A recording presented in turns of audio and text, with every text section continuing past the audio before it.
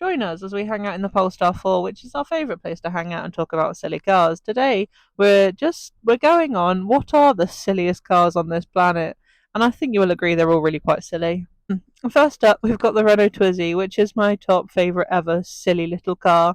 I don't know why it looks like that. It looks like a go kart.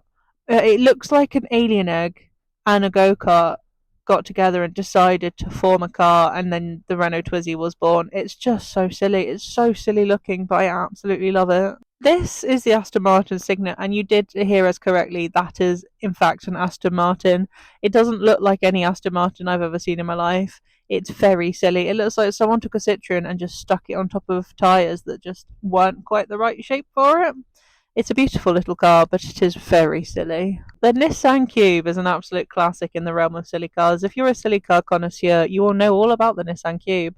It's silly. It's a cube with a nose. It's silly. It is just very, very silly. Have you ever looked at your car and thought that should be more like a fridge? Because that's exactly what the Isetta is. It's a car that was based on a fridge, which you'll see from the front door, which looks like a fridge front door. One of those Smeg ones, the retro fridges. Very silly. Very silly indeed, but an absolute classic. I believe this car came about because Fiat were bored one day and were just watching a nature documentary and saw a beluga whale and went, "That's the perfect car because this car looks like a beluga whale."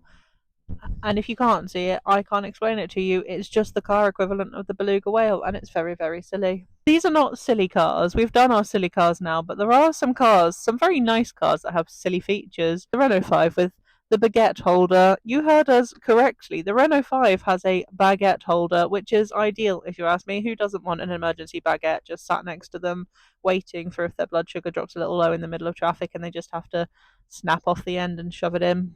That was an interesting way of phrasing that. Finally, we're ending on a good one. This is one of my favourite features of any car ever to exist, ever. It's the Honda E's dual screens that you can turn into an aquarium, because who doesn't want an aquarium in their car? Quite frankly, I think all cars should have aquariums.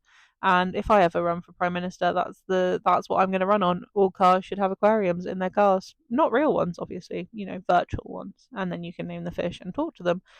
So there you have it. Some of the silliest cars to ever exist on our roads, and I think you'll agree they're all very silly, and I love them all, and we'll take 10 of each. Thank you very much.